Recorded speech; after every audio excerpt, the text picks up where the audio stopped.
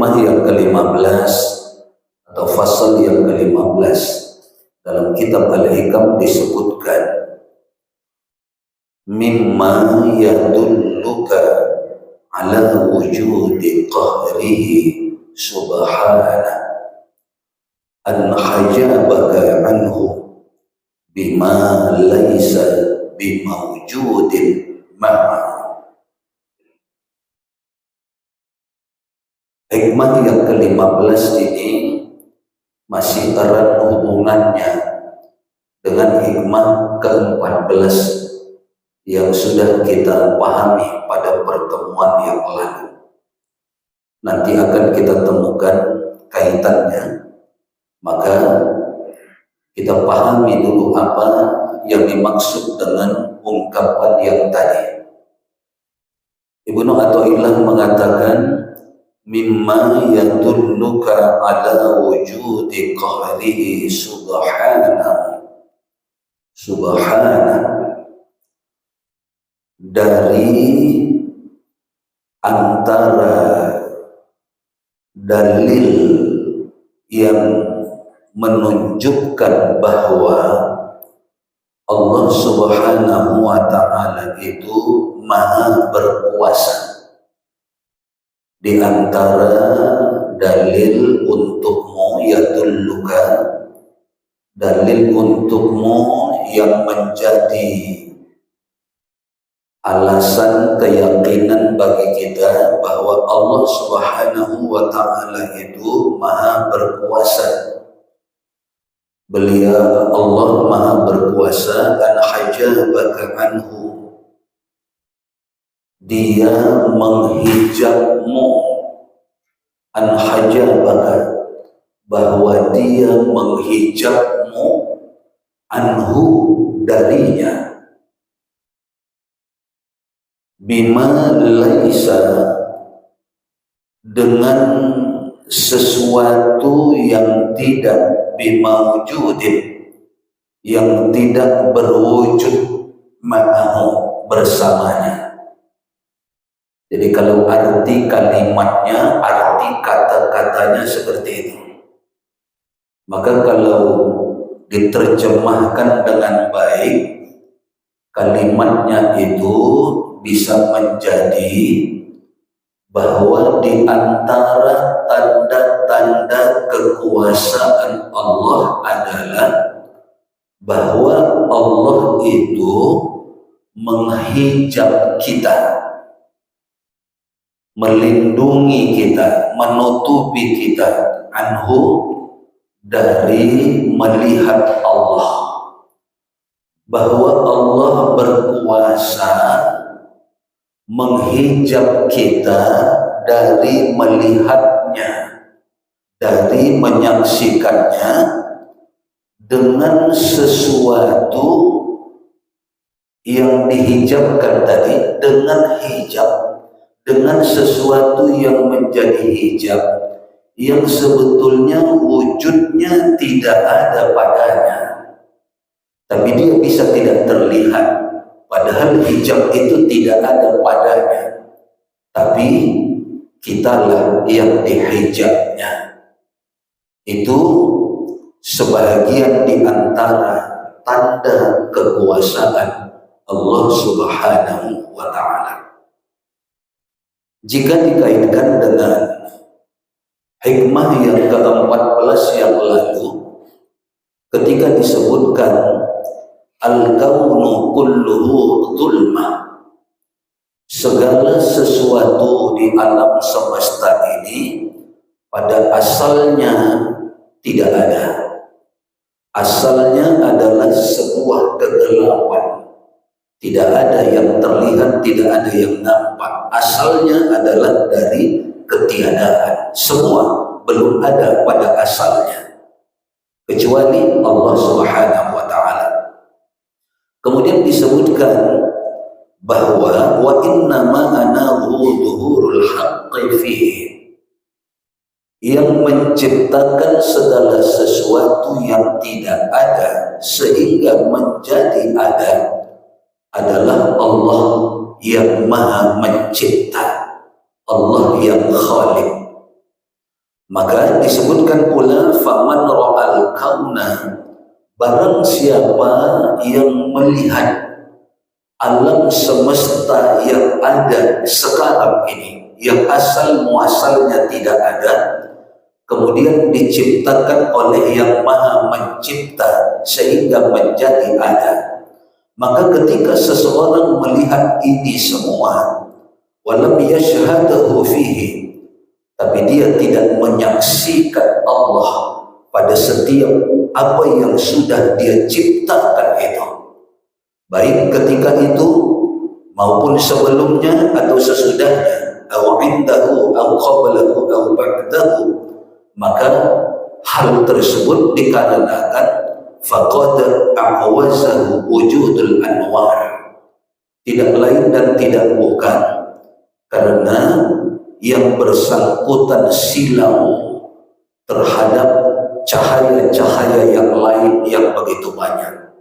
Artinya sesungguhnya orang yang melihat alam semesta ini yang sebelumnya tidak ada menjadi ada, yang dia diciptakan oleh yang maha menciptakan, tapi ketika melihat semua yang ada ini dia tidak menyaksikan yang maha menciptakan itu, maka sesungguhnya dia telah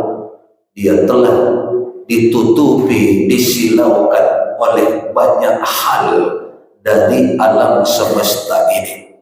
Wa hujibat anhu syumusul ma'arif, dan dia telah dihijab dari menyaksikan yang maha mencipta itu, sehingga dia tidak mengenalnya, dia tidak bermakrifat dengannya, bisuhubil athar, dikarenakan tebalnya segala sesuatu yang menghijabnya.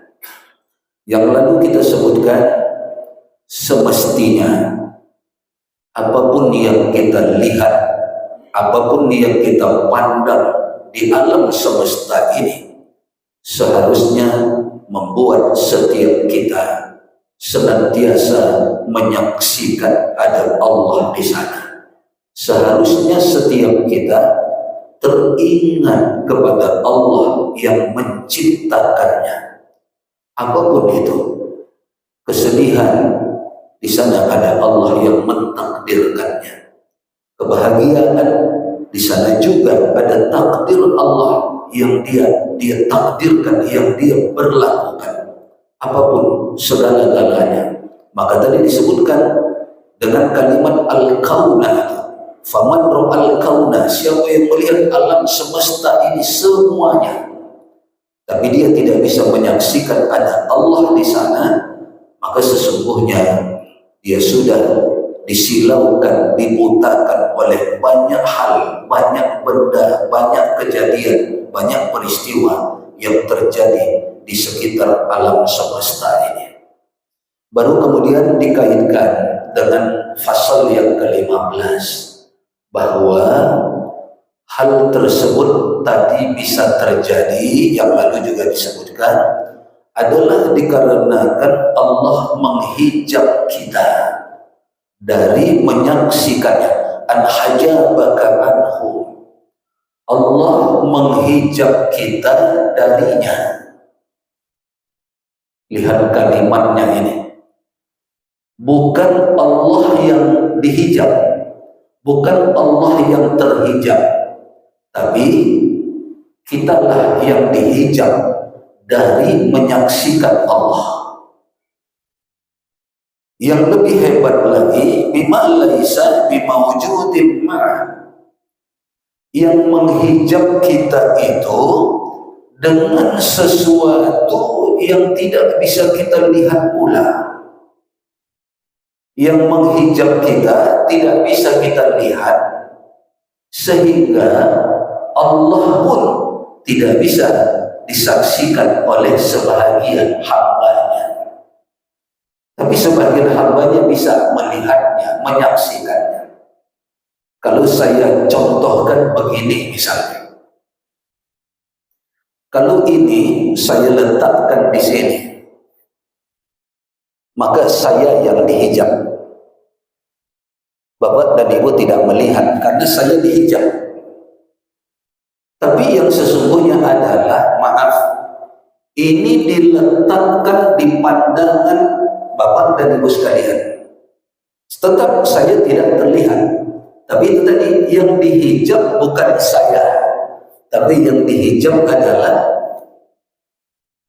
orang yang melihatnya tadi. Padahal hijabnya itu di kita, tapi penghijabnya itu pun bisa tidak kita lihat.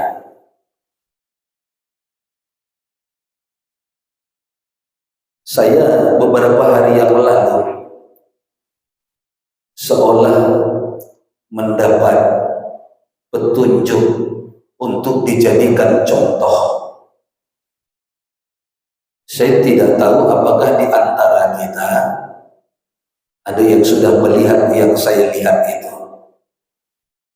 Ada di shopping online, ya, shopping online itu di Jepang sudah beredar. Ada semacam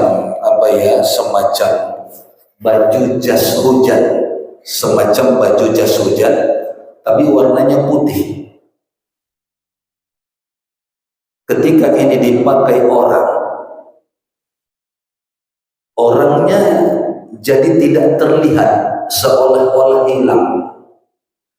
Dan penghijabnya ini pun tidak nampak. Yang di belakang orang tadi, yang sebelum dihijab dia tidak nampak, jadi nampak. Kalau saya sekarang ini kan, itu tulisan surat As-Sajadah itu tidak nampak.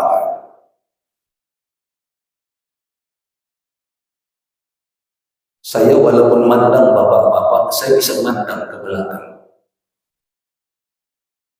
Di belakang saya ada surat As-Sajadah kan? Itulah hebatnya pandangan saya, Pak. Saya bisa lihat itu di belakang kita.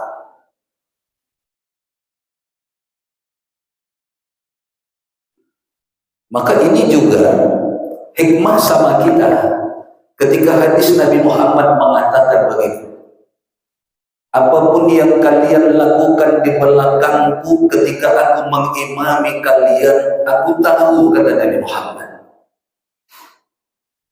Kita heran, padahal itu mukjizat bagi Nabi Muhammad.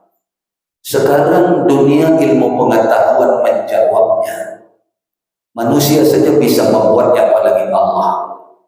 Seperti yang saya lakukan, saya tahu apa yang terjadi di belakang saya. Kalau kameranya kamera selfie, nampak semua di belakang bagaimana. Nah, maka dari itu nanti saya kalau ketemu lagi video di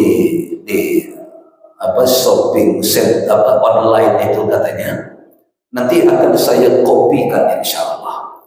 Jadi ada sesuatu diciptakan sudah di Jepang sana, ditutupkan ke seseorang atau satu benda. Orang itu jadi tertutup, tidak nampak. Tapi penutupnya tadi pun tidak nampak. Tapi yang di belakang orang yang seharusnya tadi terlindungi jadi nampak dia. Wah, manusia sudah bisa membuat ini. Tapi itu pun kadang tidak membuat mereka teringat kepada apa yang disebutkan oleh Imam Ibnu Athaillah ini. Jadi sesungguhnya bukan Allah yang dihijab dari kita, tapi kitalah yang dihijab dari Allah. Maka disebutkan, kalaupun ada sebagian orang yang bisa menyaksikan Allah ketika dia melihat segala sesuatu di alam semesta ini, dia bisa ingat semua. Ada Allah di sana. Allah yang mentakdirkan ini. Allah yang berkehendak atas ini. Dia selalu begitu. Dia langsung menyaksikan ada Allah dalam segala sesuatu. Tapi ada orang memang yang tidak bisa melihat itu, tidak bisa menyaksikan itu. Malah ada kadang-kadang orang hanya tahu sebabnya saja. Kemarin Ada yang meninggal dunia, saya katakan, oh itu kan karena paku payung. Dia injak paku payung. Lalu bisa jadi infeksi tetanus, lalu berpengaruh kepada gula, berpengaruh kepada jantungnya, lalu pun dia meninggal dunia. Kalau menguraikan sebabnya itu orang pintar. Tapi melihat bahwa itu hanyalah sebuah sebab yang diberikan oleh Allah Subhanahu wa taala. Kadang-kadang kalimatnya sudah kita ucapkan, inna lillahi, sesungguhnya kita ini semua milik Allah, wa inna ilaihi raji'un, dan semuanya akan kembali kepada Allah. Harusnya kalimat itu apa? Membuat kita menyaksikan ada Allah di dalam peristiwa itu. Ada takdir Allah di sana. Padahal kalimatnya sudah mengingatkan itu. Itu pun tidak juga rupanya. Apalagi kalau tidak memahami kalimat itu, tidak mengucapkan kalimat itu, semakin tidak ingatlah orang pada segala sesuatu yang terjadi, yang kejadian itu sebetulnya adalah takdir dari Allah Subhanahu wa taala. Nabi Musa pernah meminta kepada Allah, bahkan dia agak mendesak memintanya, memaksa. Kenapa? Karena kaumnya memaksanya, kaumnya menantangnya. Wahai Musa, kalau betul yang kau ceritakan tentang Tuhanmu itu, coba tunjukkan kepada kami Tuhanmu itu, kami akan percaya kepadamu. Wah, Nabi Musa merasa dapat angin nih. Kalau bisa kuperlihatkan Allah kepada mereka, mereka akan beriman kepadaku, beriman kepada Allah. Maka Nabi Musa dengan semangatnya meminta kepada Allah. Dalam Al-Quran salah satu dialog Nabi Musa dengan Allah, karena Nabi Musa itu mukjizatnya itu bisa berkata-kata dengan Allah. Dalam Al-Quran disebutkan wa kallamallahu Musa taklima. Wa kallamallahu Musa taklima. Di antara mukjizat Nabi Musa itu adalah dia bisa berkalam dengan Allah. Dia bisa berkata-kata, berdialog dengan Allah. Maka salah satu kutipan dialognya itu kata Nabi Musa, ya Allah, arini. Itu artinya perlihatkan kepadaku dirimu. Perlihatkan kepadaku dirimu. Maka Allah menjawab dalam ayat tersebut dengan kalimat lan tarani. Engkau tidak akan dapat melihatku, kata Allah. Jadi jawaban Allah bukan aku tidak dapat dilihat wahai Musa, bukan begitu arti kalimat itu. Tapi lan tarani, engkau tidak dapat melihatku. Beda itu apa? Engkau tidak dapat melihatku, berarti yang dihijab Nabi Musa. Bukan kata Allah, aku tidak bisa dilihat. Sehingga yang dimaksud adalah Allah yang terhijab, bukan. Tapi Nabi Musa yang dihijab, sehingga kalimatnya lan tarani. Engkau tidak akan dapat melihatku. Dan ini menjadi dalil bagi kita bahwa ketika nanti di akhirat hijab kita itu akan dibuka oleh Allah, dan salah satu nikmat yang tertinggi di surga adalah dapat memandang wajah Allah Subhanahu wa taala. Hijab itu nanti akan dibuka. Tapi kalau sekarang, maka Nabi Musa pun terus memaksa ketika itu. Lalu Allah perintahkan Nabi Musa, kalau begitu hai Musa, kau lihat itu gunung itu.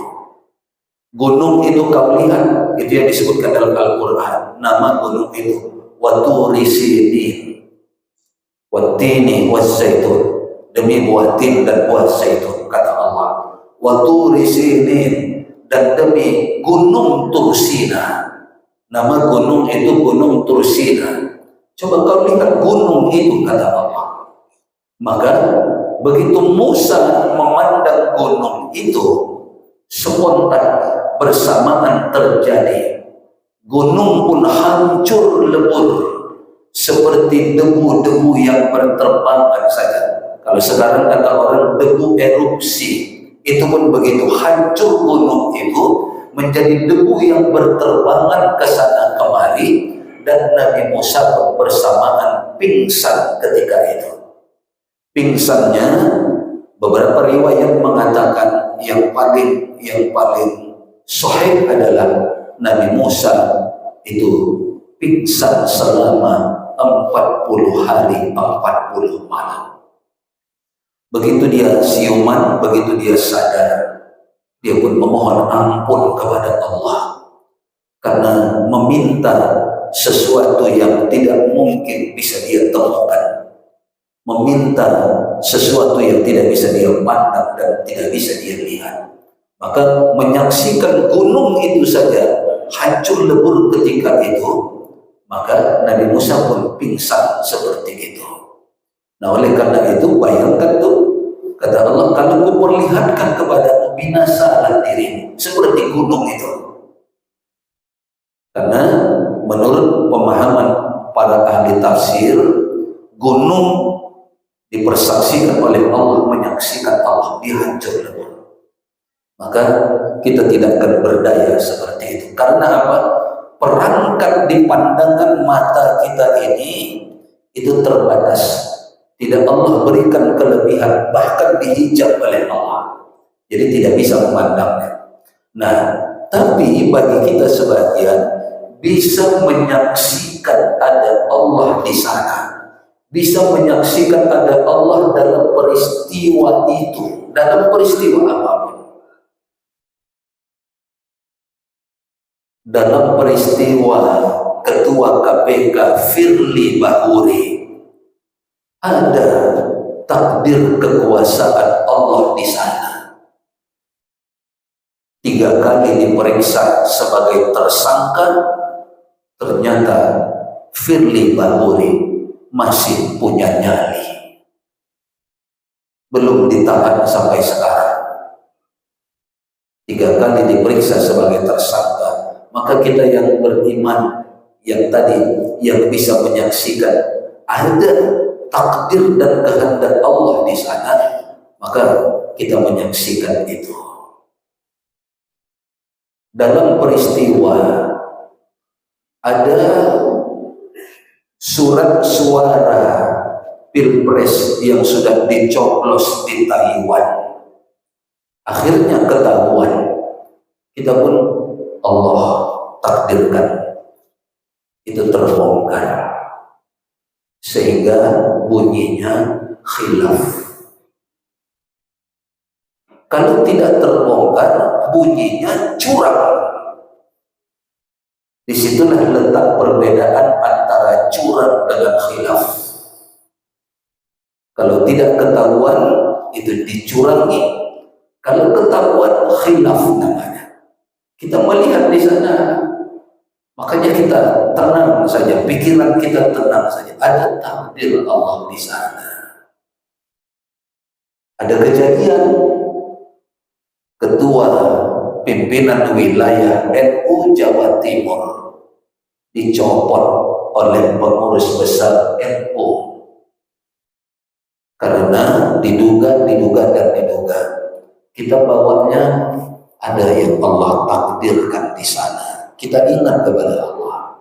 Kita tidak ingat dulu kepada yang lain-lain, tapi kita ingat dulu kepada Allah. Tapi ada orang dalam peristiwa apapun dia tidak ingat kepada Allah, dia tidak saksikan ada Allah di sana. Bahkan ada orang hal itu terjadi pada dirinya sendiri pun dia tidak bisa melihat Allah di sana. Dia tidak bisa menyaksikan Allah di sana. Seperti saya katakan yang lalu, dia sakit, dia tidak ingat itu takdir Allah. Dia sehat, dia juga tidak ingat itu takdir Allah.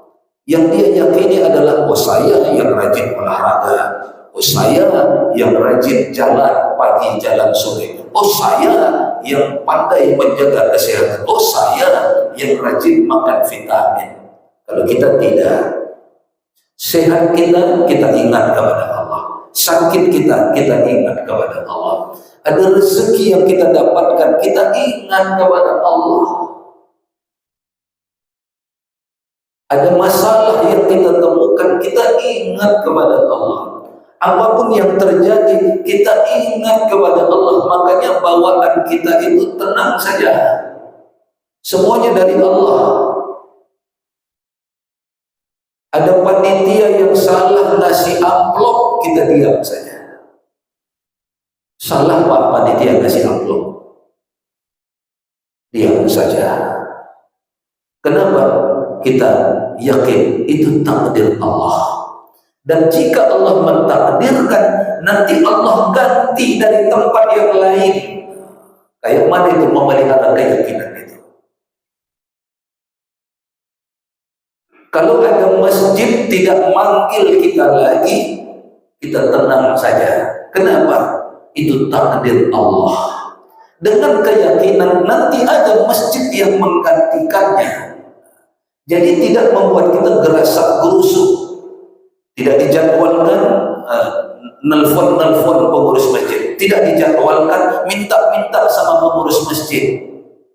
Maka pakai istilah sorry,